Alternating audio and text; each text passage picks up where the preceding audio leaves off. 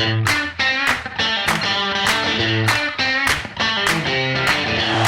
be up to the offensive line. No, Prince's going to throw for it. Got to get it off. They go for the ball game. Touchdown! Touchdown! Michael Jenkins! Holy Buckeye! Tebow straight ahead into the end zone, and the Gators have put this one on ice.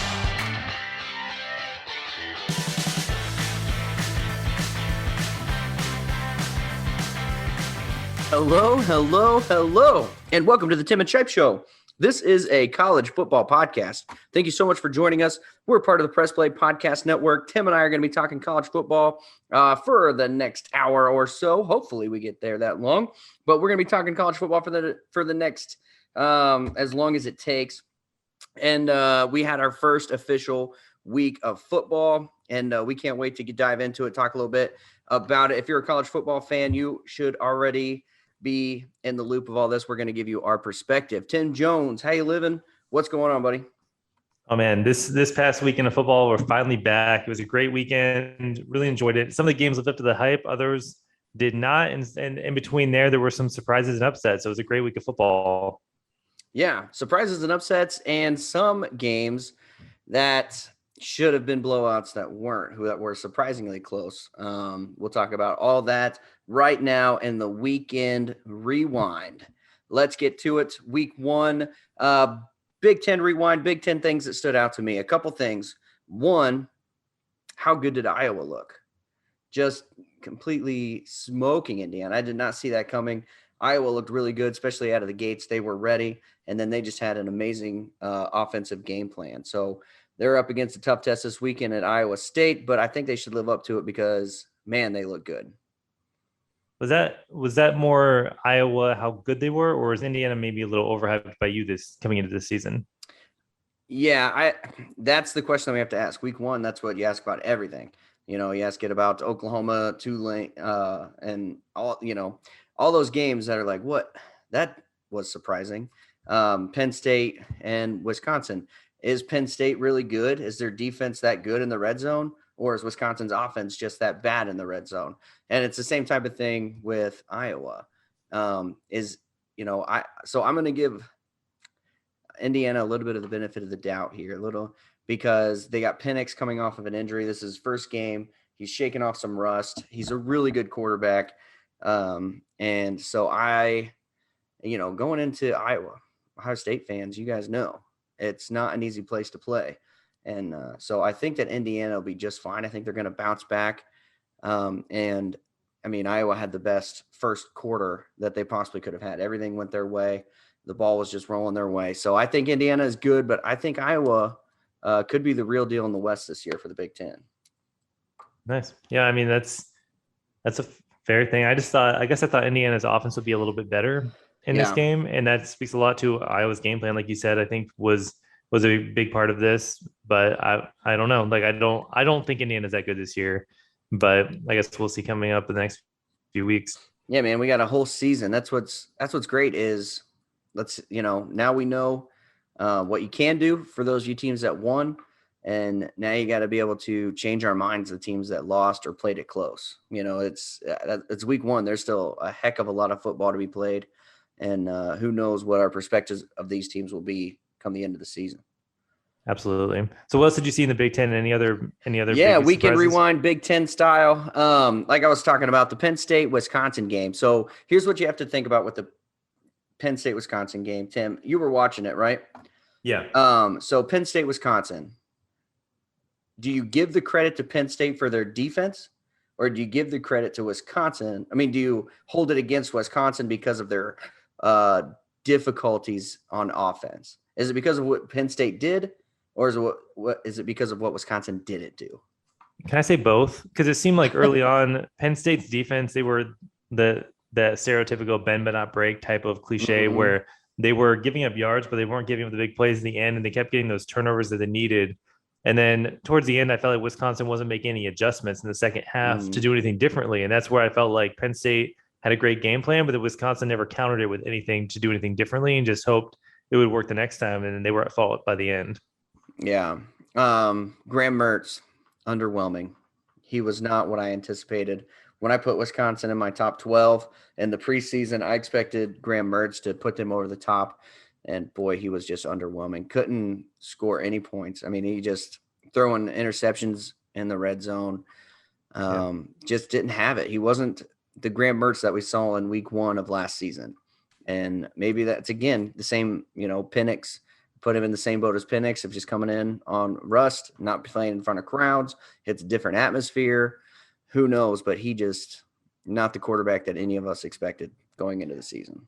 Well, and I say that might have been the only advantage you had of the young quarterbacks, first-year quarterbacks starting versus the guys who had been here for a few years, these juniors and seniors, is Penn State had a whole year to game plan, a whole summer and offseason to game plan for this game. So they had months and months and months to plan of like, okay, let's look at all his tape, look at what he's done in the past. How are we going to plan for him? And they did it executed perfectly versus, Alabama and Ohio State and these other teams who had, and, I wouldn't say Clemson is a good example of that, but teams who had new young quarterbacks who were very inexperienced, but there wasn't a lot of tape on them. So teams weren't exactly sure how to game plan. Yeah. Yeah, that could be it. Yeah, they had some tape on Mertz. They knew what his anticipations would have been. They knew what he liked to do, where he reads, so that it could have been Sean Clifford, though. I mean, they had tape on Sean Clifford too. Yeah. But he went 18 of 33, 247 yards with 1 touchdown. It was just a slow, boring game. Mm-hmm. No, and it maybe typical Penn State, Wisconsin style, 2 defenses going at it, you're 3 yards in a cloud of dust kind of thing. But I wanted more and I wanted better. It was like both of these guys just scratched and clawed and tried to get away with the win. And that's what I felt this entire last weekend. If we're talking weekend rewind, this weekend had very much a March Madness feel, especially with Notre Dame and Florida State. It had very much of like just win and advance. Do what you can do, win, and just move forward. Like just get out of this week with a win, and we'll take care of what's next week. That's the feel it had for me, especially with the game. That's totally fair. And I actually saw a really good meme today that said, it's all these Florida State fans getting super excited. It said, we barely lost to the most overrated team in 20 years. We're back, baby. And it was just so perfect. I was like, that's exactly right. That's exactly what it is. Yeah. I mean, I like Brian Kelly to a certain extent. I think he's a good coach. He's made Notre Dame relevant again, even though they are always overrated and he can never win the big game, but they are relevant to a certain extent. Sure. Anyway, other things in the Big Ten, Michigan was the only team that didn't play another Big Ten school. I thought every Big Ten team was playing another Big Ten school, and Michigan got some washout. They did what they needed to do. Michigan, they won by a lot. They looked good doing it. I put Michigan in the same boat as Florida this week. We'll talk about Florida here in a little bit, but they did exactly what they were supposed to do against the team they were playing, which can't be said for Oregon and Oklahoma. They did not do what they were supposed to do. So, kudos to Florida, Michigan, because week 1, man, like I said, this was a survival weekend for a lot of teams. Yeah. And a lot of these teams, they played it like a scrimmage in these matchups, more so, I think, just like a warm-up versus actually being, having to really be all in. Like the Big Ten playing against other Big Ten teams had to be more invested than, Florida, Oregon, Oklahoma. So, I definitely agree with that. Anything else from the Big Ten that really stood out to you? Yep. One more thing. Michigan State looked really, really good. Their running back transfer from, Wake Forest, I think transfer from Wake Forest. He first play from scrimmage ran 75 yards for a touchdown. He just has great vision. He doesn't seem like the fastest guy, but man, he had really good vision. He could see it and he could hit it. So kudos to Michigan State. Hopefully they can be back. If I'm ranking the Big Ten, top 5 look like it's going to be Ohio State. They didn't do anything to drop out of that number 1 spot. Iowa 2, Penn State 3, Wisconsin 4, Michigan State 5. That's where I'm at with my Big Ten rankings going into week 2. Tim, what went on in the SEC? Rewind it for us. All right, so I'm going to start from the bottom and work my way up on the kind of opposite of what you did. So the not highlights from the very bottom, Vanderbilt getting blown out by Eastern Tennessee State. 23-14. to 3. Just absolutely embarrassment. Vanderbilt should not be in this conference at all. They don't belong in the SEC. It's a joke. They're so bad. They're not even trying to get better. They're just absorbing that Cashing money. those checks, yeah. man. Oh yeah, absolutely. Laughing all the way to the bank while everyone else puts in the work. Absolutely embarrassing. Other than that, the only really big surprise was UCLA beating LSU by 11. Not a total shock as far as I don't think LSU is that good this year, but losing to UCLA like that is pretty rough. Chip Kelly hasn't done anything in that program, and I don't think they're going to this year. I think it's just, LSU is just that bad. They're that bad. The hurricane was an issue, I understand, with training and all of that, but you can't go in there. And then on top of that, LSU's coach is making trash talking a fan and making these comments, making fun of the shirt, and now they're cashing in on that by selling the shirts. So it's a whole big joke, and like it's not good. Yeah. Yeah. Yeah, I don't know what to say. LSU, we said it going into the season, should not be ranked. They're not good enough. They have too much going against them right now. Penalties, coaching. I mean, they're a bottom of the barrel team. In the Power 5 this year. They're bad. Outside of that, the next worst game of the week for me was actually the Georgia Clemson game. Yeah, that was just a rough game, terrible game to watch. Like I was watching the Gator game and I flip back and forth every once in a while. I'm like, oh great, it's still 3-0, cool. Yeah. And the only points outside of 2 field goals was a pick 6 by Georgia. If these two teams don't have the number 1 ranked defenses in the entire country at the end of the season, they're both in trouble. Like that's just, it was an awful game to watch.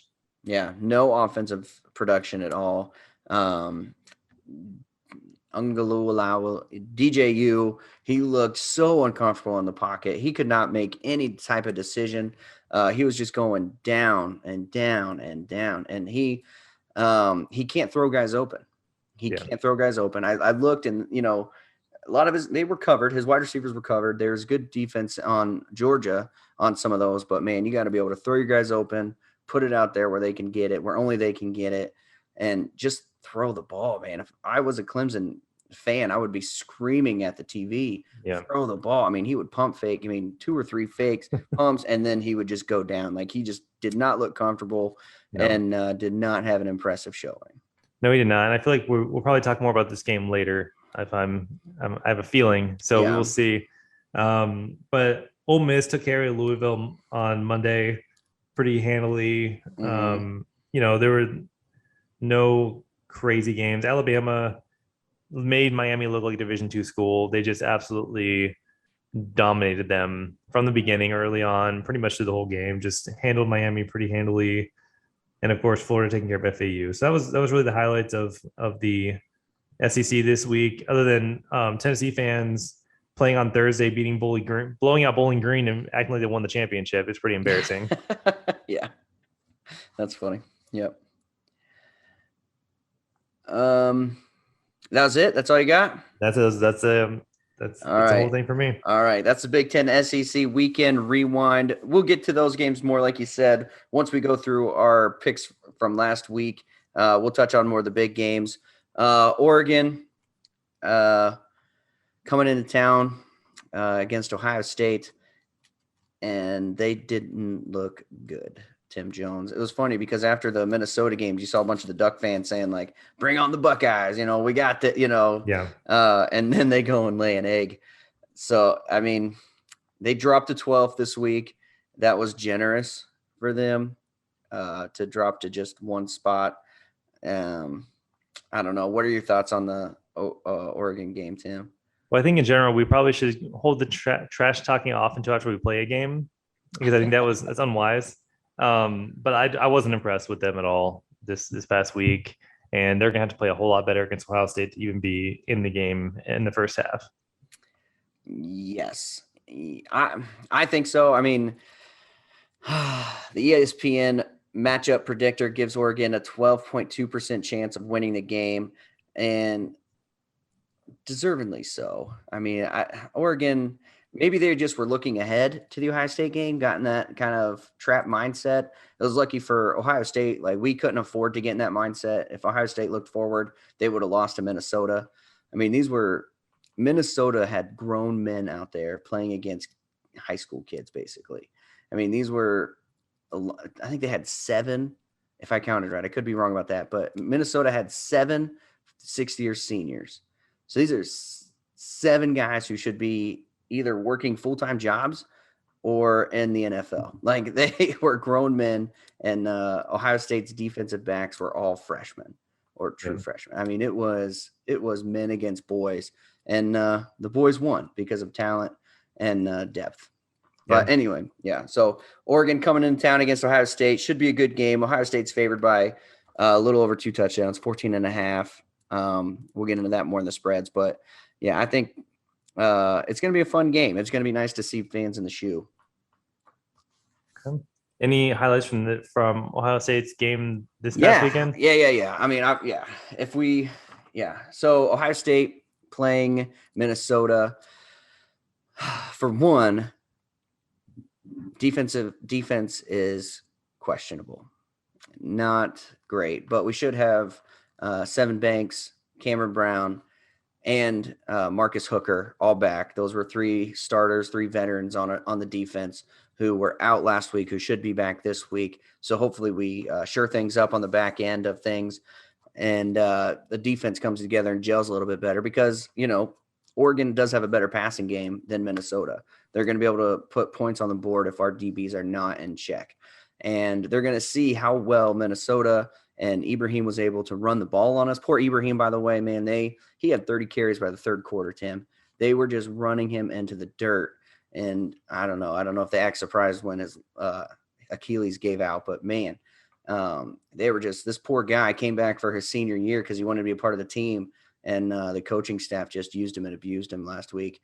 And poor guy's out for the rest of the season. Well, hopefully he can recover from this and have a good career. But that potentially could be a career-ending game for him, and that just stinks. But on the offensive side of the ball, first half, boy, that didn't look good. We had the one good run by Mayan Williams. He said that he ran the wrong way. The play was supposed to go left, and he made a mistake and went right and wound up scoring a touchdown from it. So it worked out well for him.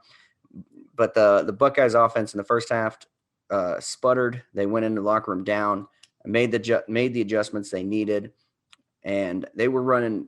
Did you see the defense was running goal line sets to stop the running game? Because that's all that Minnesota was doing. So our defense we had 7 guys just on the offensive line to stop their run, and it worked. I mean, they couldn't run the ball, and then they started passing the ball more, and you could see they threw an interception. They got lucky. That roughing the passer play? That was a pick. That should not have been roughing the passer. That was a joke.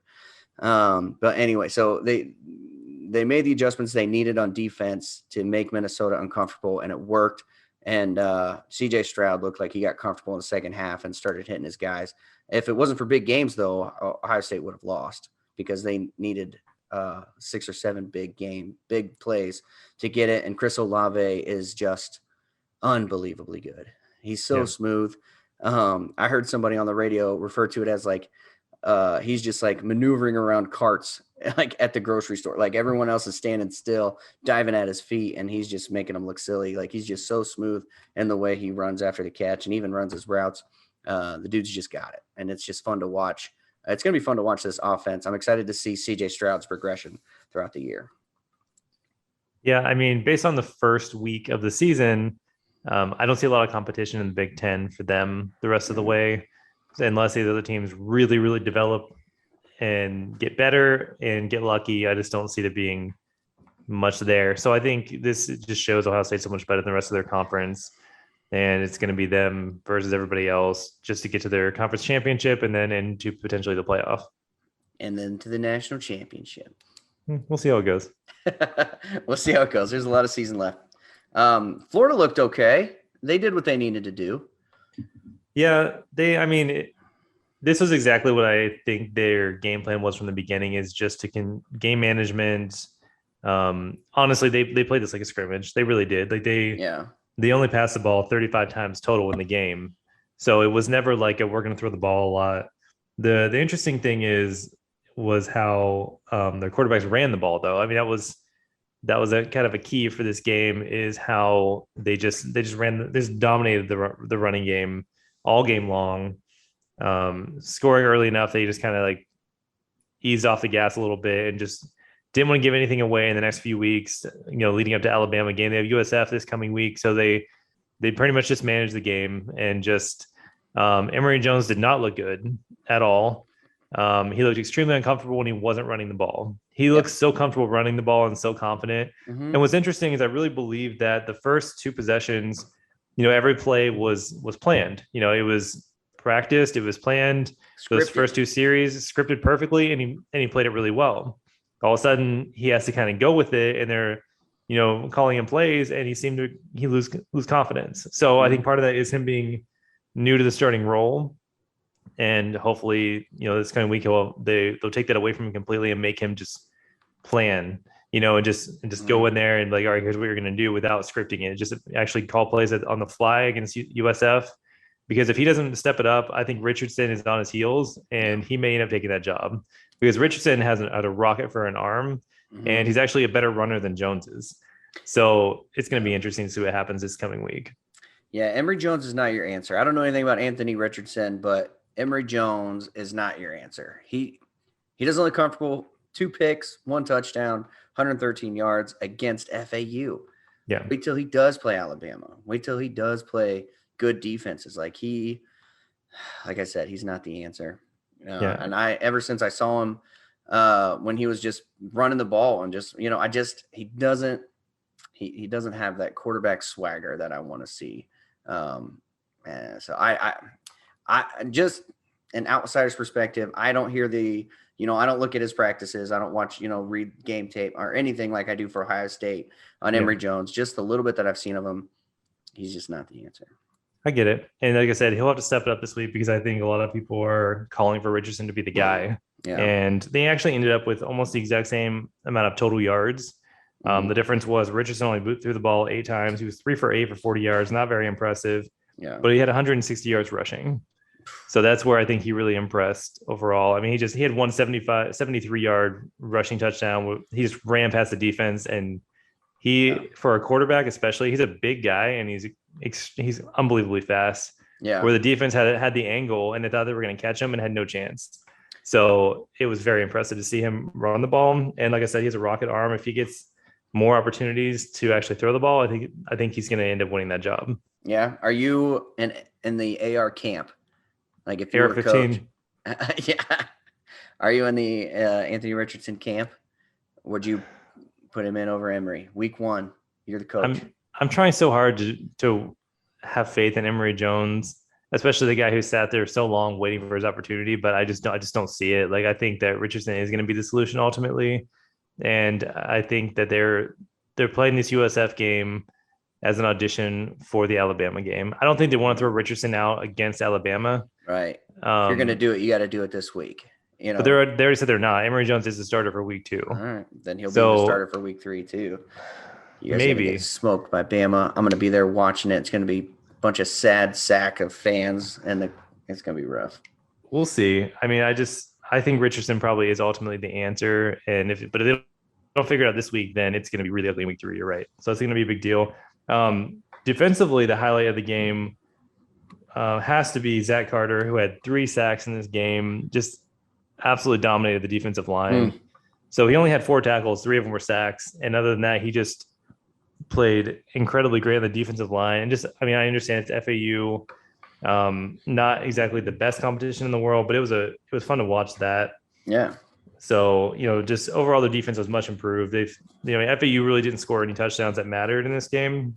Yeah. So that's all I thought was really fun to watch, was just how well they played.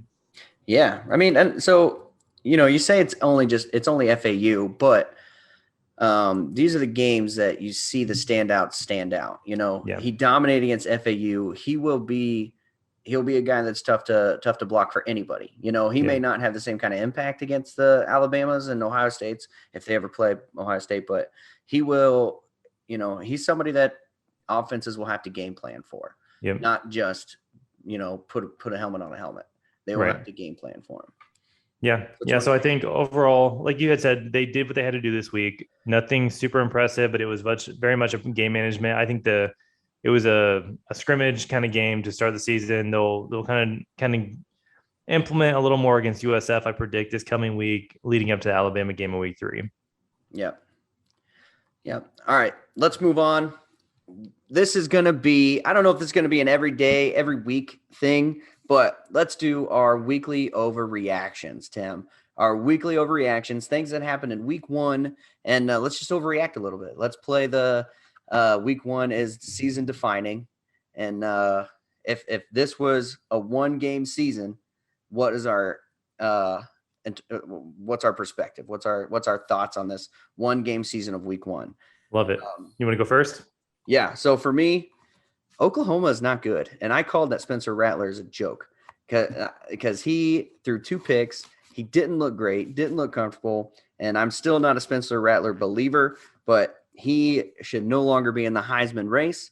And Oklahoma as a team, especially their defense, they're supposed to have it all together this year with their defense. Just not good. You shouldn't look that way ever. And then especially against a group of 5 team. That's harsh. It's harsh. I mean, they're bad. They look terrible. He had 300 yards passing, and granted, he threw 2 interceptions, but he didn't have a bad game. Their defense had a bad game, which it's Oklahoma. I mean, that's to be expected.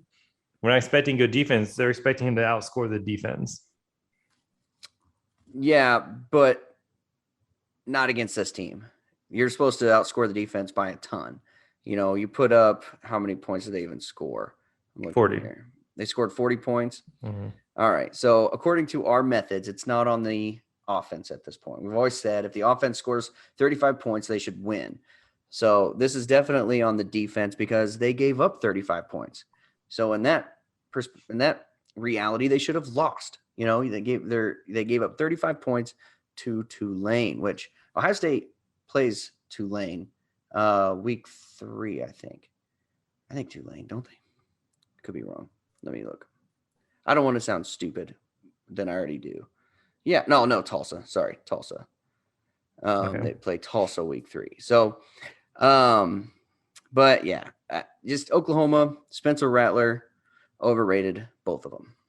Well, Rattler did throw 2 interceptions, so that hurts. Yeah.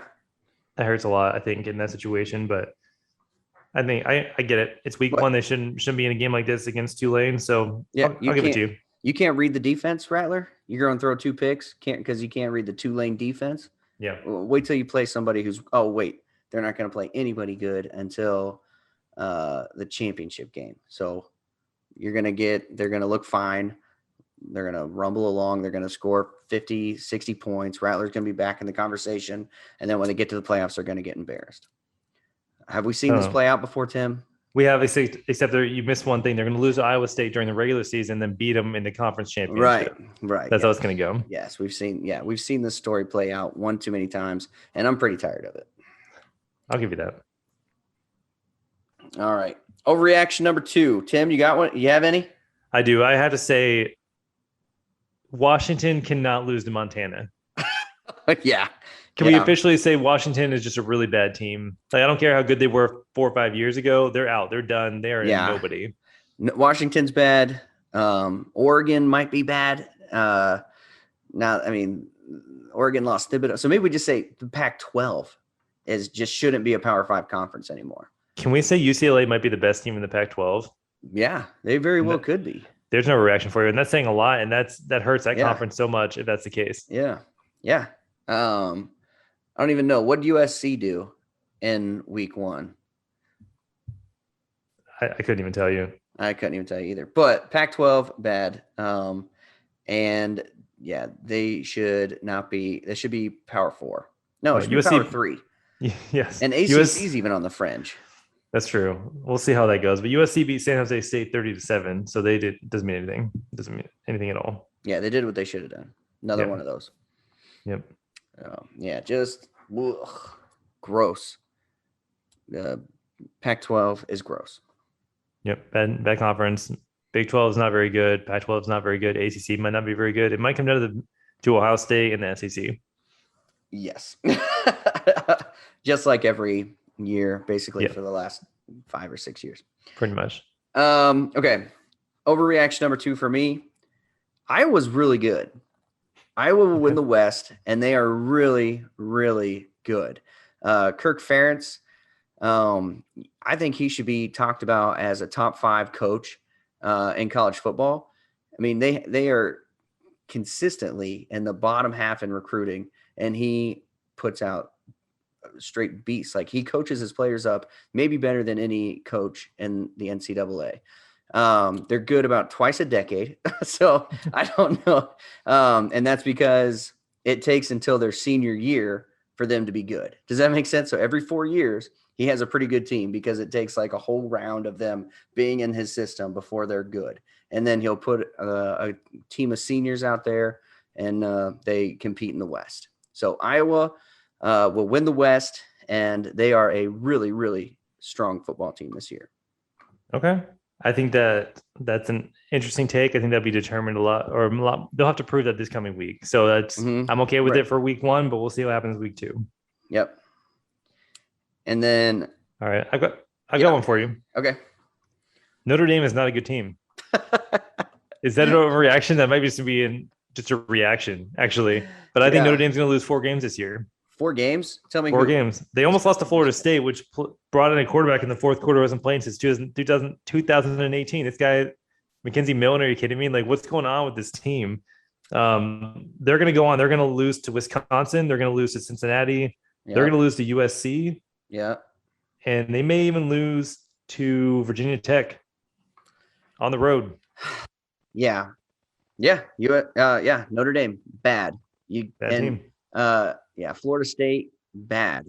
You can't do that. But again, win in advance. That's the mindset that, like, I kind of came to. Just win week 1, get through it, and advance to the next week. But yeah, Notre Dame, bad. You know who else is bad? Who else is bad? Penix Jr. Last year was a fluke for the quarterback of Indiana. You're calling it officially? It's over? Yeah. He is bad. He looked horrible, uncomfortable. He couldn't do what he did last year. He's just not a good quarterback. And if he's not a good quarterback, Indiana's not a good team. I know I'm kind of playing devil's advocate of what I said earlier, but if Penix plays like he did last week, Indiana will flounder. Last year was a fluke. Okay. I'm okay with that one because he didn't do anything to prove otherwise in week 1, that's for sure. Yep. So those are our weekly overreactions. 1 week in the books, and we know how the rest of the season is going to play out. We've seen it all before because we are college football experts. All right, Tim, walk us through our spreads. All right, so week 1, we had 5 games. We had 3 that we agreed on, which was Florida. We both took that 23.5 at FAU. They did not cover that. They didn't cover that? Nope, they won 35-14. So we both lost that one. We also both agreed that Alabama would take care of Miami, the 19.5 points, and they handled that pretty easily. And we both took Ohio State and Minnesota. And then Ohio State was minus 14 in that game. Won by 14. So that's a either way, because it was 14. So we didn't win or lose that one. The 2 games we did not agree on was I took Penn State, you took Wisconsin -5. Yeah. So I got the point on that one. Yeah. But then you took Georgia, I took Clemson -3, and you took that one. So we ended up, we're back at 0-0 after week 1. Yep. So that's a win for you though, because in years past, I think it's the first time that it's been 0-0 after week 1. So I'll tie up after week 1, and then we head into week 2. We got some good games coming. Not as good as week 1 as far as high-ranking matchups, but we have some good games to watch. Yeah. So the first one we are going to do the Washington going to Michigan, just out of intrigue for these 2 teams. Like, both of these teams want to prove they are somebody this year. So Michigan, it's a big game for both of them. Michigan at home is -6.5. So basically giving them a touchdown at home. If Michigan wins by a touchdown, they take it. You want to go or you want me to go? You can go ahead. I'm going Michigan on this one. I think they win by a touchdown. Yeah, I don't know anybody who's going to be like, yeah, I'm definitely putting my money on Washington this week after what they just did. Unless they're going to go the whole, they're going to be mad and come out fighting. And I don't care. They're going to you're going to go against 100,000 fans after getting embarrassed last week. I just don't see any chance. Yeah. Oh, hey, let me correct myself. I think last week I said that Nebraska is going to come out fired up against Clemson in week 3 and make it a game. I take that back. I take that back. Nebraska is really, really bad. Yeah. After they lost to Illinois, and Illinois turned around and lost to a not Division I school, like a really bad school. Yeah. Or not a BCS school, I should say. Yeah. That was pretty bad. Yeah. It was just bad. Yeah. So I take that back. Anyway, back. I digress. That's all right. All right. Next game, we have Florida at USF. Florida is given 28. I hate these big spreads like this because they couldn't cover 23.5 last week. I'm going to Southern Florida. Okay. I think 28 is too much, too many. I'm taking Florida. Okay. I think you're underestimating how bad USF is. They're a really bad team. Are they? So yeah, so I think Florida's going to win by 40 in this game. All right. I hope you're wrong. They got I don't know anything about. They got to prep for Alabama, so they're going to be ready to play. All right. The next game we have Oregon going to Ohio State. Ohio State's minus 14.5. Give me Ohio State. Yeah, like I want this to be a close game. I just don't think it's going to be. I think that Ohio State's going to win this game by 24. Yeah, at least 17. I mean, yeah. Yeah, I think 14.5 is a little low. Yep. And then the last game of the week, we have Iowa, big rivalry at Iowa State. Iowa State is minus 4.5. Yeah. I mean, if I was a real betting person and had money to put down on these games, I would put money down on this one. I can't believe Iowa State's favored here. Give me Iowa to win it outright. I'm going to Iowa State, and I will tell you why. Because even though they did not play well against Northern Iowa, I think they're looking ahead to this week's game, this big rivalry game, because I totally expect for Purdy and Hall to absolutely bounce back and have a huge game this coming week. They're both experienced players. They've been around for forever. I mean, since we were in college, it feels like. Yeah. So I expect both of these players to play really well this coming week, and I think that it's going to actually be a decently close game, but I believe that Iowa State can win this game by a touchdown at home. Okay. All right. I think I mean, 4.5 though. At home. I know, but it's home, but it's in Iowa. How well does Iowa travel? Hawkeyes, are they travelers? It's Iowa. Like I don't know what to tell you, man. Like I don't know. Yeah. Yeah, I like Iowa in that one. I think Iowa wins it outright. I think they're really good. All right, so we have 2 more games that we agree on, 2 more games we go against each other. Yeah. Hopefully we'll actually get some results this week. Yep. I need to win this year. So a little recap, refresher. I have to buy tickets to the game this year. I've already bought tickets. Tim and I are going to the Florida-Alabama game next weekend. Next weekend. Next weekend. Yeah, I'm flying out Friday. So we're going to the game next weekend. And because I just can't win these picks against the spread. It was close. It's always been close within a game or two, but Tim always pulls them out. This year, we are both just going for jerseys. So we're going picks against the spread, winner of, we go a cumulative of the full season, and the winner after the season gets a jersey. How about, and I think you have to wear the jersey somewhere in public, not just to work. Because before, like I went and got coffee in it, wore to work. I think you have to go out to a restaurant or go bowling or something in it. I think you have to do those things. I'm still level 1.0. You're at 1.1. Yeah, whatever. We'll talk about it. So That's our picks against the spread. That's our week 2 in the books. Tim Jones, final thoughts on the week. I'm just going to say let's pump the brakes a little bit. It's week 1. It's early. There's some frustration. Some frustrated teams. Some teams think they're about to win the championship. I actually believe overall we may be in for a more chaotic year this year than we had in the last decade, possibly, where a lot of teams are on the same level, same plane. There might be 1 or 2 teams who are a little bit ahead of everybody else, and everyone else is kind of at the same level. So we may end up with some chaos this year, some 2 or 3 lost teams. Don't be shocked if Cincinnati ends up sneaking in this year. Yeah, I wouldn't be surprised. And also, I do want to point out my final thought. I called the Ohio State-Minnesota game almost to a T. I said, don't get excited after the first couple quarters. We got a lot of young faces out there. If it's close going into the third quarter, don't be surprised. Do you remember I said that? These are my words. Yeah. And I absolutely called it. So final thoughts. I am really smart. Good job, Shipe. I'm just kidding. That's the only time you'll ever hear me say that because I'm really not all that intelligent. So that's it. That's our week 2. Tim Jones, it's been an absolute pleasure. And I'll catch you next time. Go Gators.